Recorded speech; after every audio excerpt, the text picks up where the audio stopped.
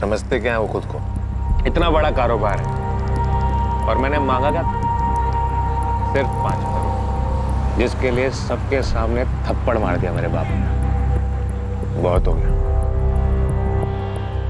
छोड़ूंगा नहीं। क्या करेगा तू? हैं? क्या करेगा? मार दूं। क्या? मुझे तेरी मदद चाहिए।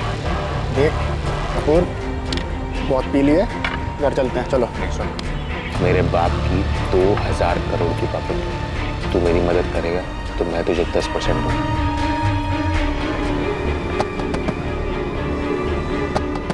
अरे यार बेटा, इनकी भी मजबूरी है बेटा। पापा, ऐसे लोगों को ज्यादा बढ़ावा नहीं देना चाहिए। कोई बात नहीं।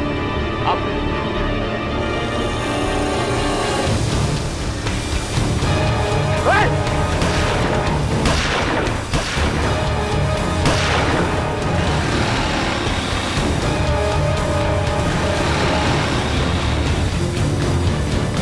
इस बार के नए सीड्स और फर्टिलाइजर्स से हमारे किसानों को काफी राहत होगी और 2021 तक 80 नए स्टोर्स खोलने का हमारा टारगेट होगा। तुम्हारा प्लान बहुत अच्छा है हमको। Thank you sir. हमें इस पर तुरंत काम शुरू कर देना चाहिए। मुझे नहीं लगता इतने सारे नए स्टोर्स खोलना हमारी कंपनी के लिए फायदे का सोच। अपूर्व, क्या मतलब है तुम्हारा? हमें फ्री डिलीवरी चेन सेटअप करने के साथ साथ खुद को अपग्रेड करना चाहिए। इससे फायदा ये होगा कि फार्मर्स को सीड्स और फर्टिलाइजर्स लेने के लिए छोटे मोटे शहरों में जाने की जरूरत नहीं पड़ेगी। उन्हें घर बैठे ऑनलाइन ऑर्डर करना है और सामान उनके दरवाजे तक आ जाए। अपूर्व, तुम्हें पता है कि फ्री डिलीवरी चेन शुरू करने में कितना बड़ा इन्वेस्टमेंट लगता है? ये फार्मर्स के एंगल से ठीक है, लेकिन कंपनी के नहीं। फ्री डिलीवरी का जो कॉस्ट है वो प्रोडक्ट के मार्जिन पर आएगा। तुम्हारे इस सजेशन से कंपनी को सिर्फ लॉस पहुंचेगा। मुकुंद जी, ये कंपनी सिर्फ इसीलिए खोली गई थी कि किसानों का फायदा हो सके। मैं नया हूं, लेकिन ये बात बखूबी जानता हूं कि कंपनी किन आदर्शों पे चल रही है। और रहा सवाल कंपनी के फायदे का, तो ये स्टेप एक इन्वेस्टमेंट होगा लॉन्ग टर्म का। और मेरा मानना है कि सिर्फ फ्री डिलीवरी ऑप्शन प्रोवाइड करने से फार्मर्स हमारी कंपनी की इतनी फ्री माउथ पब्लिसिटी करेंगे कि अगले 2 साल में 300% तक की ग्रोथ होगी। मेरे ख्याल से अपूर्व के आइडियाज में दम है। इससे पहले कि हमारे कॉम्पिटिटर्स के दिमाग में ये आइडियाज आए, हमें इस पर काम शुरू कर देना चाहिए। अपूर्व, मुझे अच्छा लगा कि तुमने कंपनी के सिद्धांतों को ध्यान में रखा, कि हमारी कंपनी फार्मर्स के हितों को ध्यान में रखते हुए बिजनेस करती है। Good, very good. सर, अपूर्व ने तो आते ही झंडा गाड़ दिया है। आपका बनाया प्रपोजल आज पहली बार रिजेक्ट हुआ है। धवल सर को जैसे कुछ दिख ही नहीं रहा है। आपके पोजीशन के लिए अच्छी बात नहीं है सर।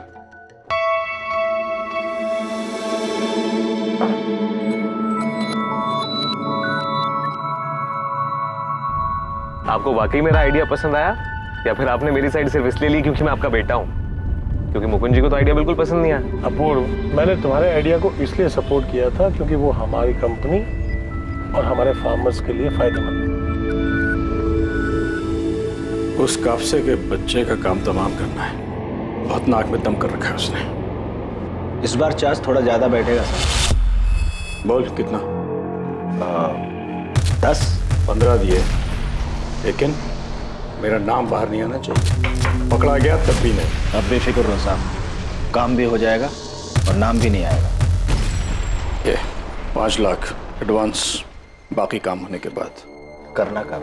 तुम तैयारी करो, डेट में बताता हूँ। यश, सो जा बच्चा। क्या हो गया? सो जा, सो जा। नहीं, मम्मा थक गई। यश, क्यों रो रहा है? सो जाना। नींद नहीं आ रही है? हाँ, सो जाना। क्या हुआ यश?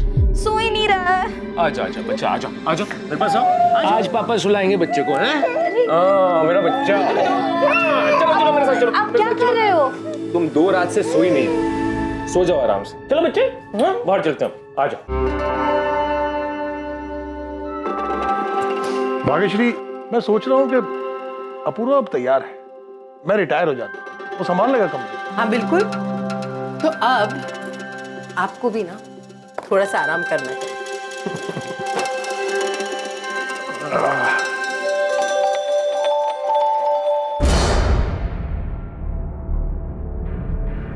Good boy.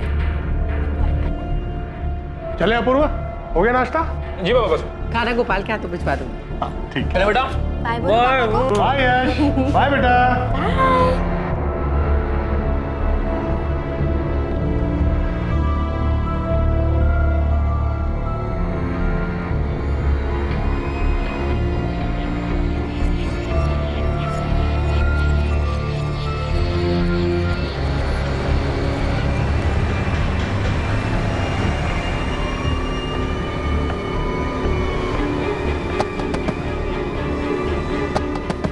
अरे यार बेटा इनकी भी मजबूरी है बेटा। पापा, ऐसे लोगों को ज्यादा बढ़ावा नहीं देना चाहिए। कोई बात नहीं। अब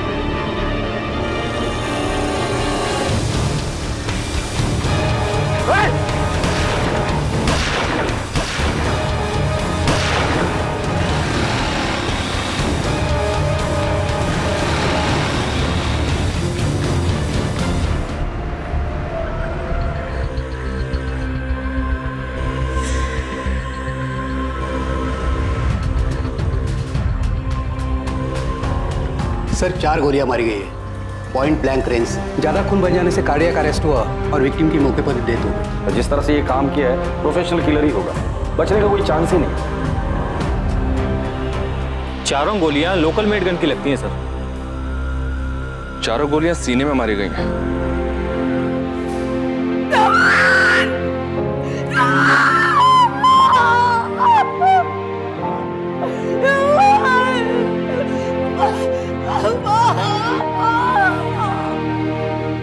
जी सर मिस्टर कापसे के मर्डर केस पर ही काम कर रहा हूं। आई नो सर, मुझे पता है कि वो एक पब्लिक फिगर थे। जी सर, कुछ भी अपडेट होता है मैं आपको बता दूं। जय हिंद सर। सर, एफएसएल ने कंफर्म कर दिया है कि लोकल मेड गन ही यूज हुआ था और हाल फिलहाल में इस तरह का गन कहां बेचा गया है, किसको बेचा गया और किसने बेचा है, ये सब पता लगाने के लिए खबरी नेटवर्क को एक्टिव कर दिया है। ये मर्डर करवाया गया है बड़ी प्लानिंग के साथ, और ये जो कोई भी है उसे धवल कापसे का रूटीन पता था। उस सिग्नल पर कब पहुंचता है उसका अंदाजा था। या फिर घर से ही पीछा किया गया था। धवल कापसे का घर और जहां मर्डर हुआ था वो सिग्नल वाला एरिया, बाकी सीसीटीवी फुटेज चेक करो। Right sir.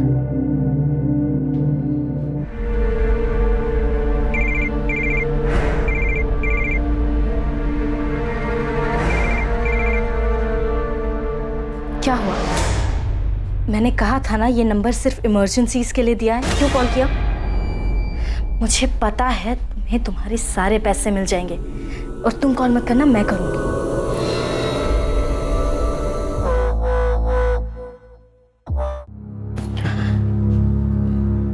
मम्मी ने दूध पिया? नहीं, सोने की कोशिश कर रही हैं। जानवी क्या हो गया है? ऐसा लगता है जैसे कोई बुरा सपना देखा हूं। मैं छोड़ूंगा नहीं उन्हें, जिसने भी पापा को।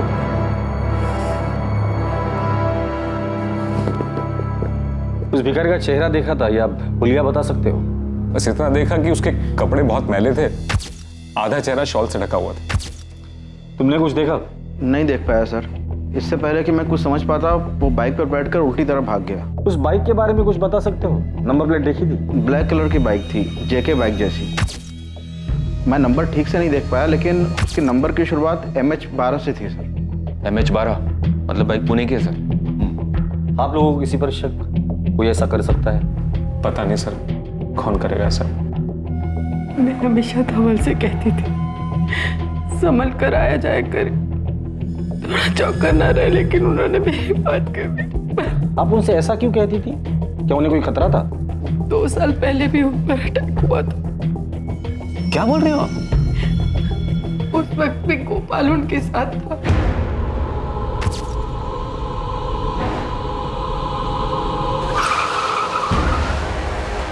ये क्या हो रहा है? कौन है ये लोग?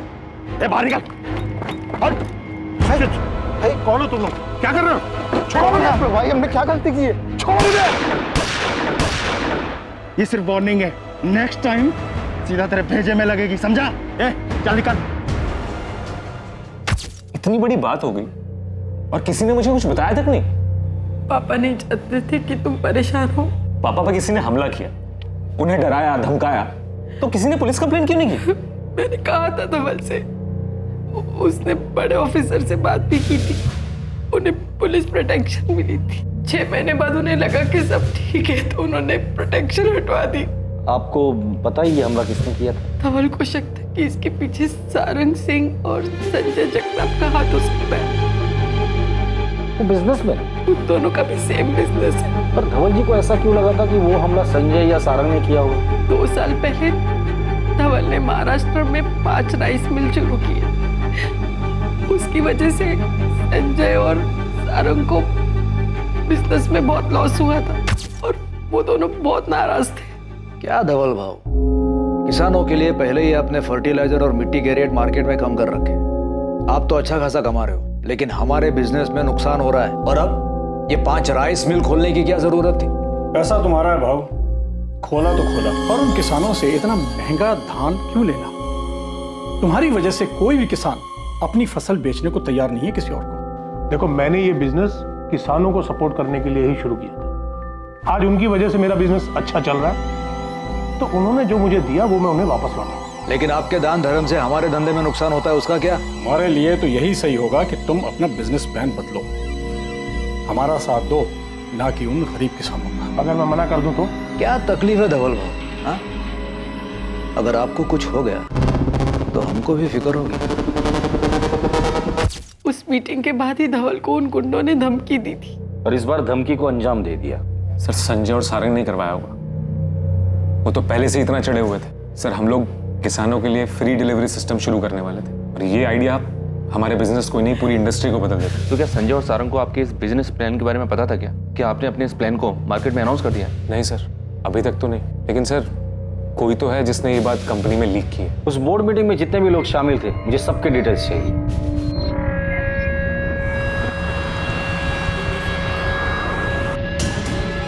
एग्रीकल्चर इंडस्ट्रियलिस्ट धवल कापसे की हत्या की खबर से पूरा शहर हिल गया है। जब उनकी कार पुणे शहर के संगम नगर एरिया के ट्रैफिक सिग्नल पर खड़ी थी, तभी उन्हें दिन दहाड़े गोली मार दी गई। सूत्रों के हवाले से खबर आ रही है कि गोली मारने वाला भिखारी के वेश में आया था।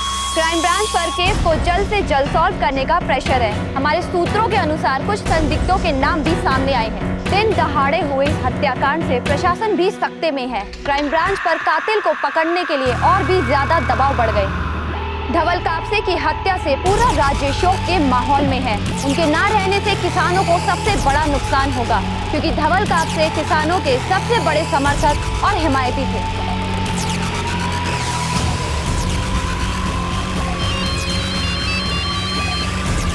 हेलो, देखा क्या?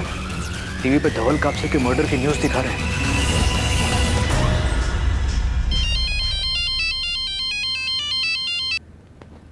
साहब, आपके फोन का इंतजार था।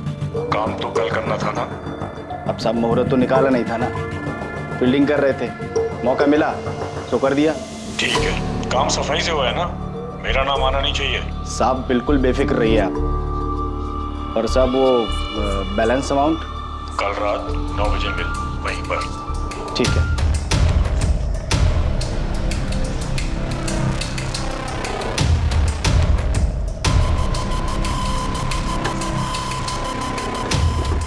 एग्रीकल्चर इंडस्ट्रियलिस्ट धवल कापसे की हत्या की खबर से पूरा शहर हिल गया है। जब उनकी कार पुणे शहर के संगम नगर एरिया के ट्रैफिक सिग्नल पर खड़ी थी, तभी उन्हें दिन दहाड़े गोली मार दी गई। सूत्रों के हवाले से खबर आ रही है कि गोली मारने वाला भिखारी के वेश में आया था। सर, एक ब्लैक बाइक मिली है। संगम सिग्नल के सीसीटीवी फुटेज में तो कुछ भी क्लियर नहीं देगा, लेकिन वहां से गोला चौक की तरफ जाते हुए रास्ते पर एक सीसीटीवी में फुटेज क्लियर मिली है। ये बाइक है सर। अगर प्रोफेशनल किलर्स हैं तो नंबर प्लेट भी फर्जी होगा सर। धवल कापसे के बिजनेस राइवल संजय और सारंग बुलाकर लेकर उन्हें बात करके देखते हैं, पता तो चल जाएगा कौन कितने पानी में है। सलाम साहब। बोल गणेश, क्या खबर है? साहब, वो गन सेलर जिसने गन बेची थी वो मिल गया है। नाम क्या उसका? लक्ष्मण खुरपे नाम है सर। यही शंभूवाड़ी में रहता है, घर से ही ऑपरेट करता है।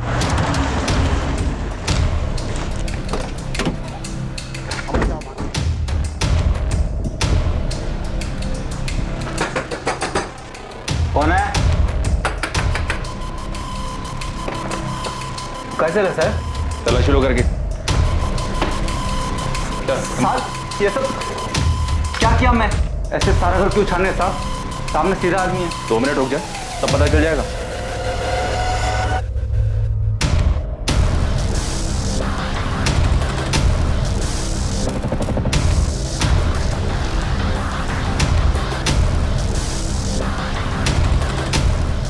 सर, ये गन मिली सब।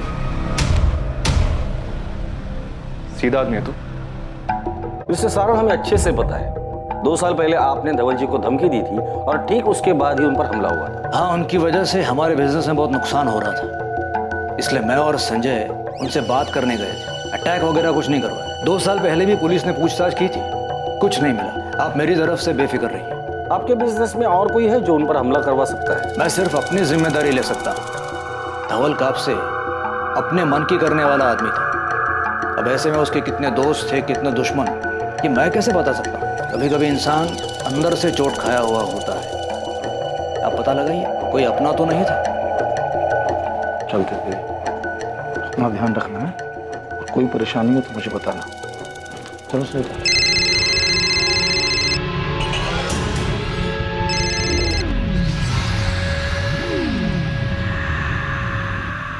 जा रहे हैं मामा जी? हाँ बेटा, ये दिल्ली की फ्लाइट है, कुछ काम है। कोई भी जरूरत हो तो मुझे फोन करना। चलो। अपूर्व, चल यार मैं भी चलता हूँ। चलो। कुछ खाया माने? हाँ क्या हुआ जानवी? किसका फोन आ रहा है? कुछ नहीं, वो रॉन्ग नंबर है। मैं यश को देख के आती हूँ, वो जाग गया होगा ना। अपूर्व ने किसानों के लिए फ्री डिलीवरी सिस्टम शुरू करने के लिए एक प्लान सजेस्ट किया था सर। पूरा प्रपोजल पढ़ने के बाद मुझे मालूम चला कि सर बहुत ही ब्रिलियंट आइडिया था सर। अगर ये प्लान ऑपरेशन में आ जाता तो सर हमारी कंपनी बाकी कंपटीटर से बहुत आगे निकल जाती। अच्छा मोहन जी, बाहर वालों के अलावा कंपनी में कोई ऐसा है जो मनीवन धवल जी से बैर रखता हो? अपूर्व ने तो आते ही झंडा गाड़ दिया है। आपका बनाया प्रपोजल आज पहली बार रिजेक्ट हुआ है। धवल सर को जैसे कुछ दिख ही नहीं रहा है। बोलिए मुकुंद जी, क्या जानते हैं? सर देखिए, मैं मर्डर के बारे में कुछ नहीं जानता हूँ सर, लेकिन हाँ, धवल सर ने कुछ दिन पहले एक एम्प्लॉय को ऑफिस से बाहर निकाल दिया था। किसको? सर जयेश, धवल सर का साला। तुमने क्या सोचा जयेश कि तुम फर्टिलाइजर में मिलावट करके बेचते रहोगे और मुझे पता नहीं लगेगा? कितना भरोसा करके मैंने डिस्ट्रीब्यूशन डिपार्टमेंट तुम्हें सौंपा था और तुम मुझे लूट रहे हो। अभी जीजा जी, मुझे पैसों की सख्त जरूरत थी। पैसों की जरूरत थी तो मुझसे पैसे मांग, अपनी बहन से मांग लेते। मुझे माफ कर दीजिए, एक बार भरोसा कीजिए मेरे ऊपर। मैं माफ कर रहा हूँ, इसीलिए तुम्हें सिर्फ जॉब से निकाल रहा हूँ, लेकिन तुमने जो भी चोरी की है वो सारा पैसा तुम्हें कंपनी में जमा करना होगा, वरना मुझे पुलिस कंप्लेंट करनी होगी। मैं गलत बात को नजरअंदाज नहीं कर सकता। जीजा जी, तुम जा सकते हो।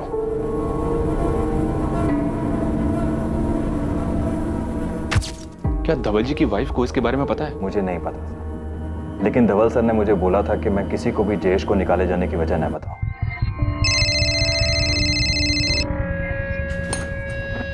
तुम बार बार कॉल क्यों कर रहे हो? मैडम एक हफ्ता हो गया काम हुए, अभी तक पैसा नहीं मिला मुझे। हाँ तो बात को थोड़ा समझो ना, माहौल थोड़ा शांत होने दो। मैडम अब ये सोचना मेरा काम थोड़ी है, मुझे मेरे बाकी के पैसे चाहिए। तुम्हारे पैसे लेके मैं कहीं भाग नहीं जा रही, तो इसलिए शांत रहो, अपना मुंह बंद रखो और मुझे दोबारा कॉल मत करना, समझे? क्या हुआ? किसका फोन? पंकज का। क्या बोला? उसे अपनी बैलेंस अमाउंट चाहिए, मैंने 3-4 दिन रुकने को कहा है। अब ये कोई नया बखेड़ा ना खड़ा करता। तुम टेंशन मत लो, मैं हूं ना, मैं संभाल लूंगी। हम दोनों के अलावा और भी लोग हैं जो धवल भाऊ की कंपनी की वजह से नुकसान में चल रहे हैं, तो ऐसे में दुश्मनी तो किसी की भी हो सकती है। पर आप दोनों के अलावा उन्हें धमकी देने और कोई नहीं गया था। हमारा उनसे मिलना एक कोइंसिडेंस था, उसके कुछ ही दिन बाद उन पर अटैक हो गया। अब जाहिर है उनको तो यही लगता है कि अटैक हमने करवाया, लेकिन कोई प्रूफ नहीं है, ना उनके पास था ना आपके पास है।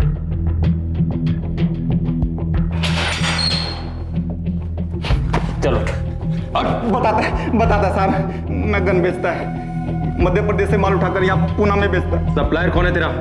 पता नहीं, मैं तो मिडिल मैन से लेता है, उसका नंबर है मेरे पास। पिछले 1 महीने में पूना में तूने कितने गन बेचे हैं और किस किस को बेचे हैं? सब बोल।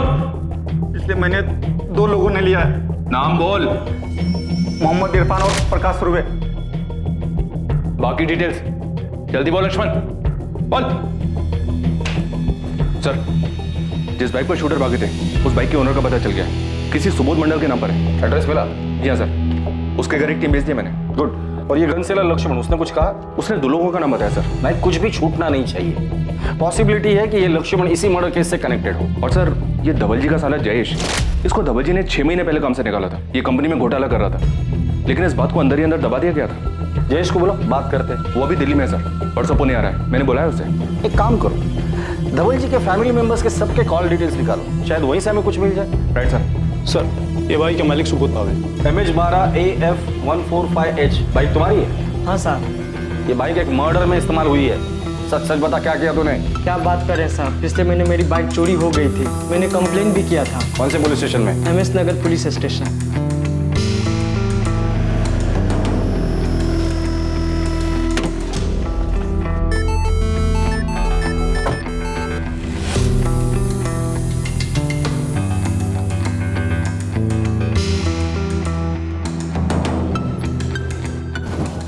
बता, गन किससे खरीदी तूने?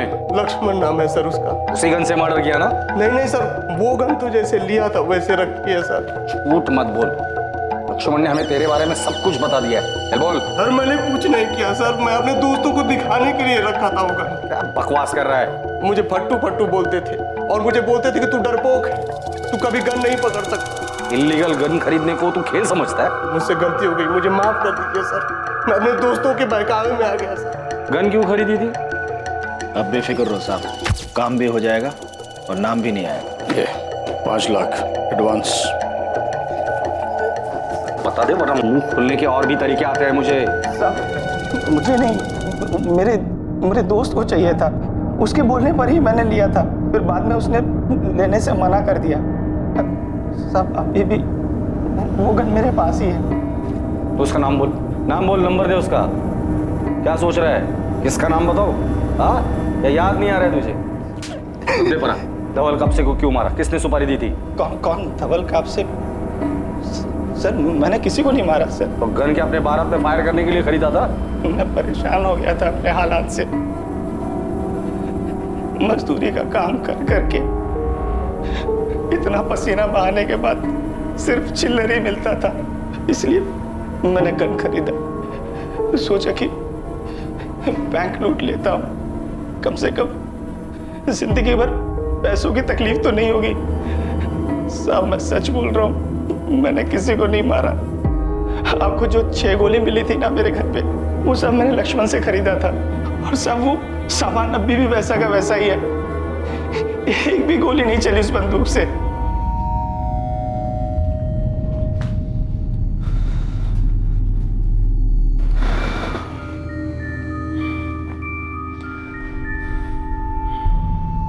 यार अब बर्दाश्त के बाहर हो गया है ये धवल का नाटक। हाँ यार, कुछ इंतजाम करना पड़ेगा उसका। क्या कर सकते हैं, वो डरता भी तो नहीं है। इस बार धमकी नहीं, सीधे गोली देंगे, असली वाली बुलेट। चढ़ गई है क्या? समझ में आ रहा है क्या बोल रहे हो? हम ऐसा कुछ नहीं करेंगे। मैं उसको डराने की बात कर रहा हूँ, जान से मारने के लिए नहीं। 2-4 गुंडों को हायर करेंगे और उनसे कहेंगे कि गोली धवल के कान के पास चलनी चाहिए। उसको भी तो डर का एहसास हो, हमारे बिना कहे वो हमारी बात भी समझ जाएगा और फिर उसके बाद वो हमें सीरियसली भी लेगा। छोड़ दे, ये सिर्फ वार्निंग है, नेक्स्ट टाइम सीधा तेरे भेजे में लगेगी, समझा? सर हमने इरफान और प्रकाश दोनों की खरीदी हुई गन और बुलेट सीज कर FSL को भेज दी थी, पर FSL की रिपोर्ट के हिसाब से दोनों ही गन इस्तेमाल नहीं हुई है और बुलेट्स भी वैसी ही हैं। मैंने इरफान का बैकग्राउंड भी चेक किया सर, शक करने जैसा कुछ मिला नहीं। इंसिडेंट के वक्त भी वो संगम नगर सिग्नल पर नहीं था। और वो दूसरा प्रकाश, उस पर लड़ाई झगड़ा करने और ज्वेलरी चुराने के कुछ केसेस तो हैं, पर अभी तक कुछ भी साबित नहीं हुआ है। थोड़ा डाउटफुल है वो। उसका कहना है कि इंसिडेंट के वक्त वो शीना नाम के किसी बंदी के साथ था। उसकी मोबाइल लोकेशन चेक की हमने, वो वाकई में क्राइम स्पॉट पर नहीं था। सारंग और संजय के खिलाफ कुछ मिला? अभी तक कुछ नहीं मिला सर, हम ढूंढ रहे हैं, शायद कुछ मिल जाए। इस सारंग और संजय इस मर्डर से जरूर कनेक्टेड है। 2 साल पहले जो हमला हुआ था वो एक कोइंसिडेंस नहीं था। अगला पिछला सब देखो ये सारंग और संजय इस लक्ष्मण से कनेक्टेड है या नहीं, या फिर उन दोनों से जिनकी हमने गन सीज की है। और सर वो बाइक वाला सुबोध, उसने वाकई में MS नगर पुलिस स्टेशन में कंप्लेंट दी है। बाइक चोरी की थी, इसलिए शायद इन्होंने नंबर प्लेट नहीं चेंज की। माना कि धवल पे अटैक को 2 साल हो गए हैं, लेकिन पुलिस खोद के सब डिटेल्स निकालेगी तो 2 साल बहुत होता है, कुछ मिलेगा नहीं उनको। लेकिन हमें सावधान तो होना ही पड़ेगा, पुलिस नजर रखेगी हम पे। अब क्या करें? हमें शांत रहना है, कुछ उल्टा सीधा नहीं करना है और घबराना भी नहीं है।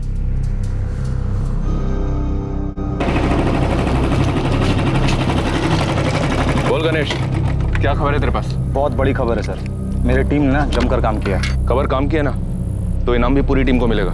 चल बता। सर सबसे पहली खबर, धवल का साला जयेश, वो घर का भेदी निकला। धवल के बिजनेस राइवल सारंग सिंह के यहाँ काम करता है। कब से? 5-6 महीने से कर रहा है। मतलब जब से धवल जी ने उसे काम से निकाला था उसके बाद से? हाँ, कापसे एग्रो सॉल्यूशन से निकाले जाने के बाद मैंने सारंग साहब के यहाँ ज्वाइन कर लिया था। ये बात तुम्हारे जीजा को पता थी? नहीं, जयेश नहीं चाहता था कि ये बात धवल भाव को मालूम हो। हाँ, चोरी करना तो उसकी आदत है, पर ये बात क्यों छुपाई? क्योंकि मैं अपनी बहन के घर का माहौल ख़राब नहीं करना चाहता था। मैंने मान लिया था कि मुझसे गलती हुई है और जीजा जी ने कहा था वो ये बात किसी को नहीं बताएंगे। उसके बाद मैंने सारंग सिंह के यहाँ ज्वाइन कर लिया और जीजा जी को नहीं बताया। मतलब तुम घर में घुसकर कंपनी की जासूसी कर रहे थे, पर धवल जी को तुम्हारे बुरे इरादों की कोई खबर नहीं थी और तुम चोरी छुपे इसका फायदा सारंग को देते रहे। हाँ, जयेश ने मुझे कुछ अंदर की बातें बताई और मेरी कंपनी को फायदा हुआ। लेकिन ये धोखाधड़ी ज्यादा दिन नहीं चली। धवल जी को इसके बारे में पता चला तो उन्होंने बिजनेस में जासूसी करने का चार्ज लगाने की धमकी दी। आप लोग डर गए और उन्हें मार दिया। जयेश, तुमने फ्रॉड किया, उसके बाद तुम निकाले गए, फिर तुमने अपने जीजा के बिजनेस लेवल से हाथ मिलाया, तुम्हें तब भी चैन नहीं मिला, तो तुमने किस्सा ही खत्म कर दिया। आप भूल रहे हैं कि वो मेरे एक्स बॉस थे, लेकिन मेरी बहन के पति भी थे और मैं अपनी बहन से बहुत प्यार करता हूँ। सर अब दूसरी खबर, अपूर्व के जिगरी दोस्त उमेश की। वो भी किसी राइवल के यहाँ काम करता है? उससे भी बड़ी खबर है, ये संजय के दूर का रिश्तेदार है। मतलब यहाँ भी राइवल कनेक्शन? सर मेरे को तो लगता है ना, इन दोनों ने मिलकर कांड किया है। सर संजय जगताप मेरे मामा लगते हैं, वो मेरी माँ के चचेरे भाई हैं। मेरी फैमिली उनके क्लोज है सर, मैं नहीं हूँ। झूठ मत बोलो उमेश, हम अच्छी तरह से जानते हैं कि संजय ने बिजनेस सेट करने में तुम्हारी काफी हेल्प की है या नहीं? हाँ सर की है। और तुम ये एहसान चुकाने के लिए धवल जी की इन्फॉर्मेशन देते थे उसे? नहीं सर, ऐसा बिल्कुल नहीं है सर। अपूर्व बचपन से मेरा बेस्ट फ्रेंड है, उसकी फैमिली मुझे अपनी फैमिली जैसी लगती है। और संजय मामा ने जो किया वो एहसान नहीं, मदद थी, दान नहीं, लोन दिया था उन्होंने, जिसकी इंस्टॉलमेंट मैं आज भी दे रहा हूँ सर। अगर उन्होंने इसके बदले में ऐसा कुछ करने के लिए मेरे को बोला भी होता तब भी मैं 1 मिनट के लिए इस बारे में नहीं सोचता सर। उमेश से मैं कभी ऐसा कुछ नहीं कहूँगा। उमेश अपूर्व के बचपन का दोस्त है। उमेश की फैमिली और मेरे बीच अच्छे रिलेशंस हैं, पर उमेश अपूर्व की फैमिली से ज़्यादा क्लोज है। चलो मान लिया ये मर्डर आप लोगों ने प्लान नहीं किया था, लेकिन मैं अच्छे से जानता हूँ 2 साल पहले जो हमला हुआ था वो आप लोगों ने ही करवाया था। हाँ, वो अटैक हम नहीं करवाया था, पर सिर्फ धमकाने के लिए। मर्डर करने का हमारा कोई इरादा नहीं था और ना ही उस मर्डर में हमारा कोई हाथ है। धवल जी के बिजनेस राइवल संजय और सारंग से हम लोगों ने पूछताछ की, अभी तक कुछ सामने नहीं है। सर अगर संजय और सारंग ने ये सब नहीं किया तो और कौन हो सकता है जो पापा को चोट पहुंचाने के बारे में सोच सकता है? आपके ऑफिस या रिलेटिव्स भी कोई ऐसा है जिसके आप लोगों के साथ अनबन हुई हो और उस इंसान ने वो कड़वाहट अपने दिल में रखी? सर मैं दावे के साथ तो नहीं कह सकता, पर हमारी कंपनी के head of operation Mukund Patil, उन्हें मेरे काम करने से दिक्कत थी और पापा मुझे और मेरे आइडियाज को सपोर्ट करते, तो शायद उन्हें उनसे भी दिक्कत हो गई। ये सच है, अपूर्व को काम की समझ नहीं है। अगर वो धवल सर का बेटा नहीं होता तो शायद इस कंपनी में उसे काम करने का मौका नहीं मिला होता। और आप ये भी सोचिए कि मुझे अगर प्रॉब्लम अपूर्व से थी तो मैं अपूर्व को मारता ना, धवल सर को नुकसान नहीं पहुंचाता। शायद आप मारना अपूर्व को ही चाहते थे, लेकिन गलती से धवल जी की मौत हो गई। झूठ है ये सब, ऐसा मैंने कुछ नहीं किया। अगर आपको ऐसा लगता है इन सबके पीछे मेरा हाथ है तो आप सबूत लाइए, मैं आपके पास खुद आ जाऊंगा जहां आप बोलेंगे। सर एक और खबर है, इन दोनों से ज्यादा बड़ी और ज्यादा चौंकाने वाली। क्या? सर आपने मेरे को बोला था कि कापसे फैमिली पर नजर रखो, मैंने रखी। धवल का बेटा अपूर्व अभी 6 महीना पहले 1 नंबर का सट्टेबाज था, सर के ऊपर बहुत बड़ा कर्जा था। और ये बात शायद किसी को अच्छी नहीं लगी। कहीं किसी ने अपूर्व का गुस्सा उसके पिता धवल कापसे के ऊपर तो नहीं निकाला, या फिर टारगेट अपूर्व था लेकिन मारे गए धवल कापसे। सर ये कापसे फैमिली तो बहुत कुछ दबा कर बैठी है। ये अपूर्व सट्टेबाज था, कर्जा है उस पर और पता नहीं क्या क्या किया होगा। अपूर्व की बीवी जानवी, वो भी बड़ी छुपी रुस्तम है। मतलब सर? कॉल रिकॉर्ड से पता चलता है कि जानवी पंकज मिश्रा नाम के गुंडे के लगातार कांटेक्ट में है। उसके बैंक डिटेल से पता चलता है कि जानवी ने अपने अकाउंट से पंकज मिश्रा की बीवी जूही के अकाउंट में 3 बार 2-2 लाख करके 6 लाख की पेमेंट की है। अजीब है सर, पंकज जैसे गुंडे के टच में है, किसी बात के पैसे देती है, वो भी ऐसे टेढ़े तरीके से। बुलाओ दोनों को, देखते हैं क्या कहानी सुनाते हैं।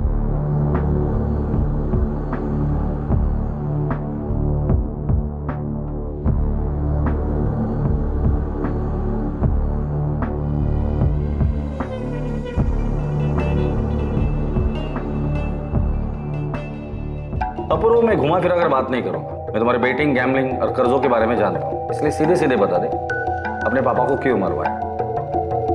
सर क्या बकवास सवाल है? तुम्हारी बीवी पंकज मिश्रा को पैसे देती है, पता है तुम्हें? आपको कैसे पता? मतलब तुम्हें पता है? हाँ मैं पंकज को जानता हूँ, पर मैंने उसे किसी और को किडनैप करने को कहा था। किडनैप? किसे किडनैप करवाया तूने?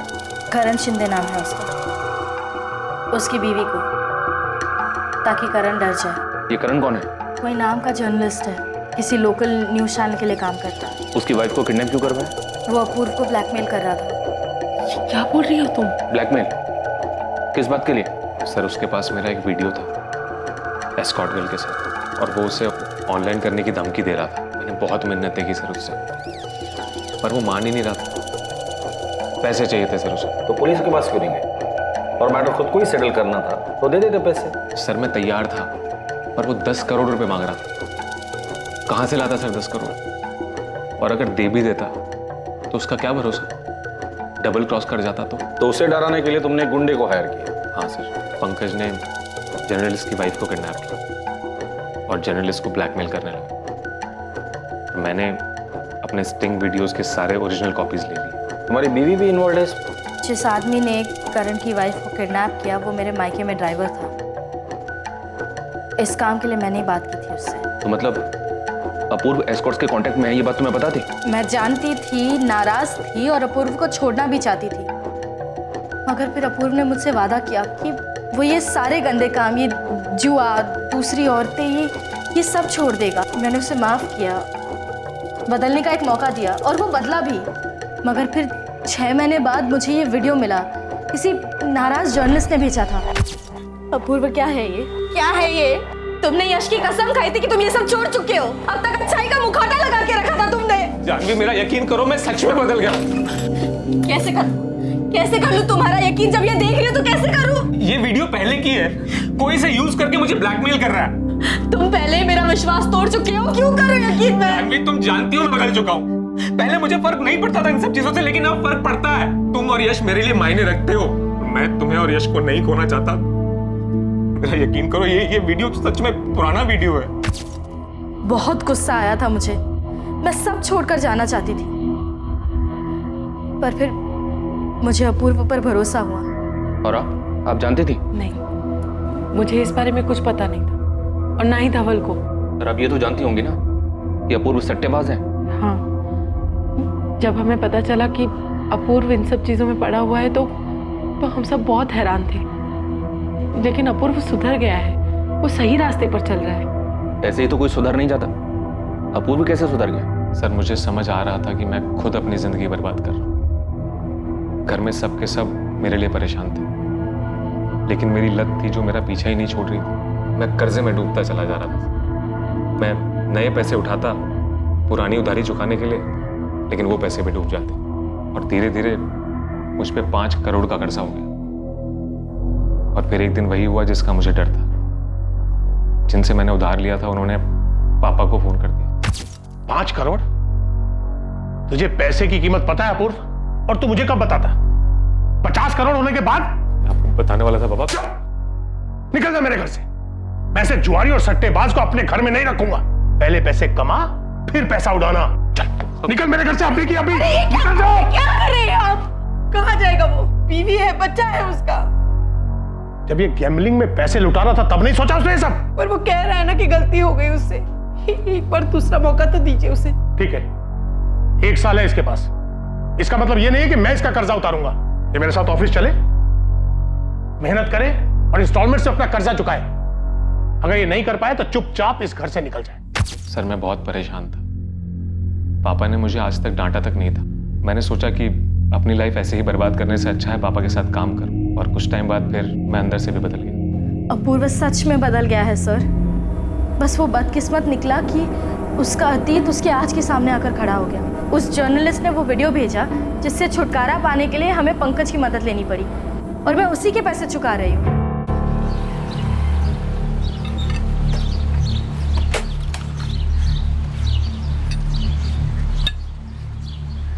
गणेश भाई। अरे नीलेश, वो ब्लैक जेके बाइक का कुछ पता चला क्या? अभी तक नहीं भाई। पुणे के सारे डीलर से बात हो चुकी है, पर किसी को पता नहीं उस बाइक के बारे में। पक्का? तूने तसल्ली कर ली हर जगह? हाँ भाई, एक काम करता हूँ, फिर से दोबारा से पूछ लेता हूँ लोगों से। देख ले, क्या पता तेरे से कुछ छूट गया हो। नीलेश एक बात बता, ये चोरी की गाड़ियाँ तो तेरे पास भी आती है ना? तू भी तो डील करता है ना? तो कहना क्या चाह रहा था? ये सब काम करना मैंने कब का छोड़ दिया है। 6 महीने हो गए उससे दूर होकर। अच्छा ठीक है, नाराज क्यों हो रहा है? जा सुन, काम मत छोड़, घूमता रहे, ठीक है? चल। सर एक बड़ा ब्रेक मिला है। क्या? शूटर और मास्टरमाइंड के बीच का लिंक मिला है। कहां से? कौन है वो? सर गणेश ने टिप दी कि संजय और सारंग शाइनिंग मून बार में अक्सर मिलते हैं, तो मैंने वहां के अंदर के सीसीटीवी फुटेजेस निकलवाए, वहीं से पता चला।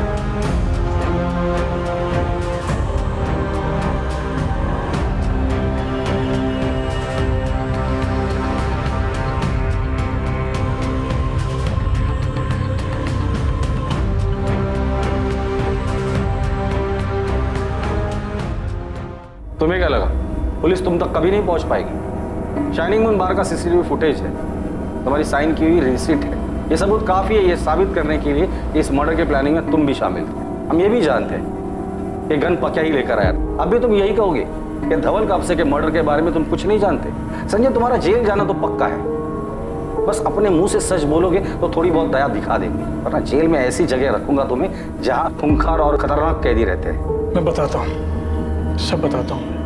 मैंने ही पकिया को सुपारी दी थी, उसी ने धवल को मारा है। किस लिए? 5 सालों में जीना हराम कर दिया था उसने। बिजनेस में घाटे पर घाटा हुआ जा रहा था। बहुत समझाया पर वो हमारी एक नहीं सुन रहा था। सारंग भी शामिल था इसमें? नहीं सर, वो तो मर्डर का नाम सुन के ही डर गया। मैंने सोच लिया कि अब ये काम मुझे अकेले ही करना होगा। अब जेल में भी अकेले ही सड़ना। दूसरी तरफ हत्या का खुलासा होने से धवल के परिवार को उनके सवालों के जवाब मिल गए और 7 दिनों की खोजबीन के बाद पुलिस ने पकिया को भी पकड़ लिया।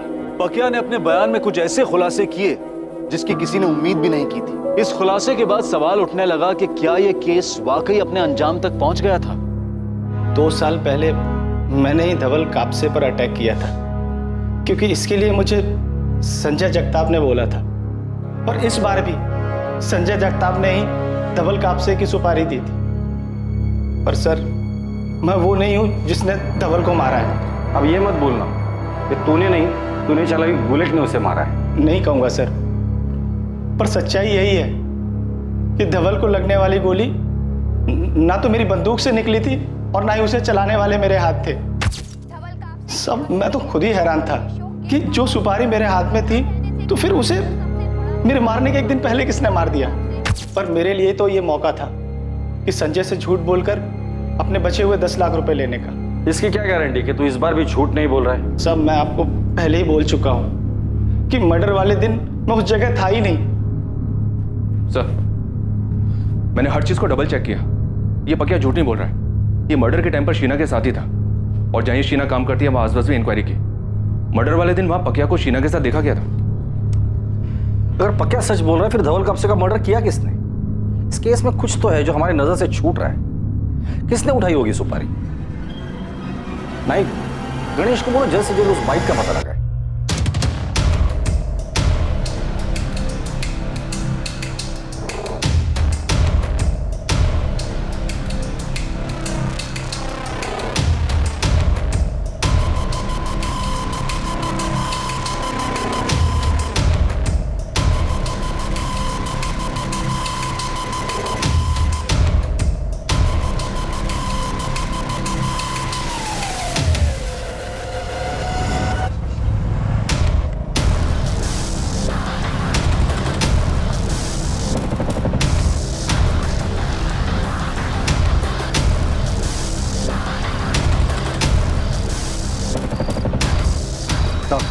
क्या रे, इतनी क्या खाई पड़ी तेरे को जो लगातार फोन कर रहा था? मुझे सही कीमत नहीं मिली साहब, सिर्फ 2 लाख मिली मुझे, जबकि आपने गगन को 20 लाख दिए थे। तो उसमें मैं क्या करूं? जाके उसी से मांगा था ना साहब, पर उसने मना कर दिया और अब तो अंडरग्राउंड हो गया। साहब जिसे मारने गया था ना, पता नहीं था वो कितना बड़ा आदमी था, लेकिन अब पता है। तो 10 लाख और दे दो, तब कुछ भूल जाऊंगा। नहीं तो क्या करेगा तू? मैं पुलिस के पास जाऊंगा। साले ब्लैकमेल कर रहा है मेरे को? नहीं, अब इतना बड़ा काम किया, ठीक से शगुन तो मिला नहीं, कम से कम विदाई तो दे दो। करोड़पति आदमी था धवल, 10 लाख के लिए इतना सोचा। कॉल करता हूँ आपको, बता देना कहाँ हूँ पैसे लेने।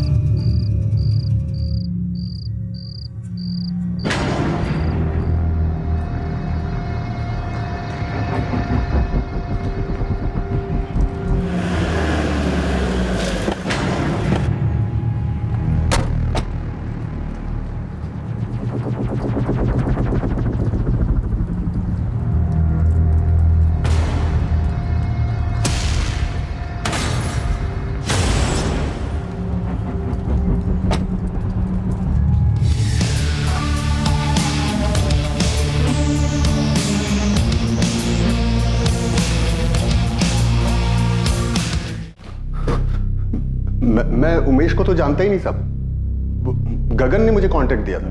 कौन गगन? हिस्ट्री शीटर था साहब, उससे दोस्ती थी मेरी। धवल कापसे की सुपारी भी उसी ने उठा था।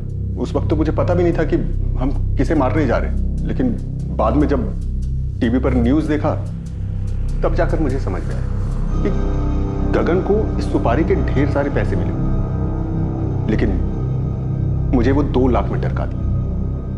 मैंने उससे पूछा भी, तू ठीक नहीं कर रहा है गगन, मुझे मालूम है कम से कम तूने 15-20 पेटी उठाया होगा, मैं सिर्फ 5 मांग रहा हूं। देख, मेरे को जो देने का था वो मैंने दे दिया। वैसे भी मर्डर मैंने किया था, तू तो सिर्फ बाइक पे बैठा था, समझा? मैं साथ में नहीं था क्या? अब ये सब बात छोड़ो, सीधे सीधे मुझे पैसे दो, नहीं तो मैं सीधा जा रहा हूं पुलिस के पास। जा, तेरे को क्या लगता है वो तेरी आरती उतारेंगे? पहले तो तेरे को अंदर लेंगे, अच्छी खातिरदारी करेंगे। आज के बाद से तो मैं अंडरग्राउंड हो रहा हूं, फिर किसी का बाप भी मेरे को ढूंढ नहीं पाए। उसके बाद वो गगन ने नीलेश को मेरा नंबर दे दिया और वो पैसों के लिए हाथ धोकर मेरे पीछे पड़ गया सर। इससे पहले भी मैंने सेटलमेंट्स वाले छोटे मोटे काम कराए हैं सर उससे। तो सर इस बार भी मैंने उसी को बोला।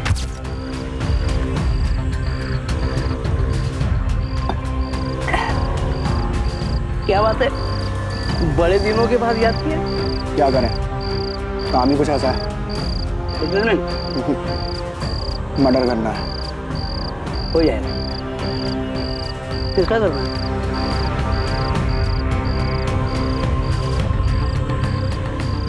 अरे ये वो बड़ा बिजनेसमैन धवल कापसे है ना, बड़ी मछली है, मेहनत भी बहुत करनी पड़ेगी और रुपया भी ज्यादा पड़ेगा। कितना चाहिए? 20 पेटी। मिल जाएगा। डन। मैंने उसे पैसे दिए और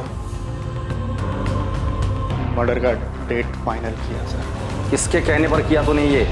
संजय के या सारंग के? सर ये मैंने लालच में आकर किया सर।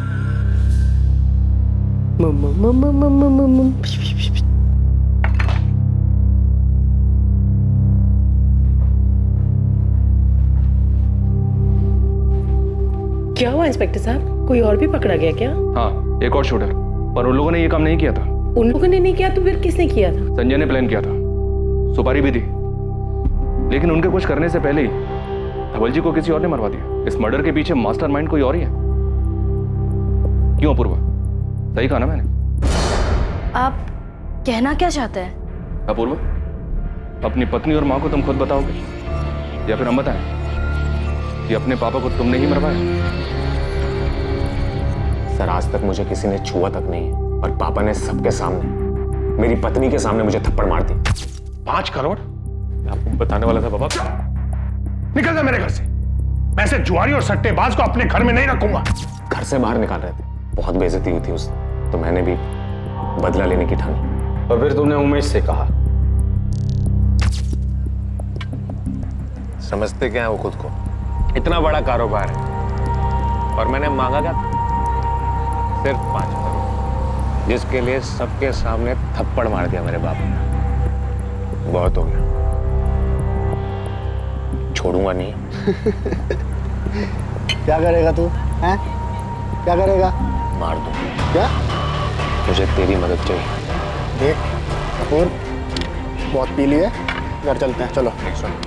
मेरे बाप की 2000 करोड़ की प्रॉपर्टी, तू मेरी मदद करेगा तो मैं तुझे 10% दूंगा। सर मर्डर का सारा इंतजाम उमेश ने, और मैं बस बदलने का दिखावा करता रहा ताकि सबकी नजरों में अच्छा बन जाऊं। तुम 2 रात से सोई नहीं, सो जाओ आराम से। एग्रीकल्चर मार्केट में अगर लीडर बनना है तो हमें इसके बारे में अभी से सोचना पड़ेगा। आपको वाकई मेरा आइडिया पसंद आया या फिर आपने मेरी साइड से रिस्क ले ली क्योंकि मैं आपका बेटा हूं? मैं छोड़ूंगा नहीं उन्हें जिसने भी पापा को, और धीरे धीरे पापा को भी यकीन हो गया कि मैं बदल गया हूं। उन्होंने ऑफिस में भी मुझे वो इज्जत देनी शुरू कर दी थी। मेरे ख्याल से अपूर्व के आइडियाज में दम है। अपूर्व, मुझे अच्छा लगा कि तुमने कंपनी के सिद्धांतों को ध्यान में रखा। और फिर मैंने मर्डर का डेट और टाइम डिसाइड किया और फिर सब प्लान के मुताबिक। तुमने अपने पापा को सिर्फ इसलिए मरवाया क्योंकि उन्होंने तुम्हें एक थप्पड़ मारा था। सर, पापा चाहते तो मेरी मदद कर सकते थे। सर, आज भी जिन लोगों से मैंने उधार लिया है मुझे धमकी देते हैं। सर, पापा नहीं जानते थे कि कैसे लोग हैं ये। सर, ये लोग चाहते तो मुझे मार भी सकते थे, और वो भी सिर्फ 5 करोड़ रुपए के लिए। लेकिन पापा को कोई फर्क नहीं पड़ा। उनके लिए तो उनकी कंपनी सबसे ऊपर, उनके आदर्श सबसे ऊपर। अपूर्व, इतने क्रिमिनल्स देखे हम लोगों ने, पर तुम्हारे जैसे लोगों को देखकर हैरत होती।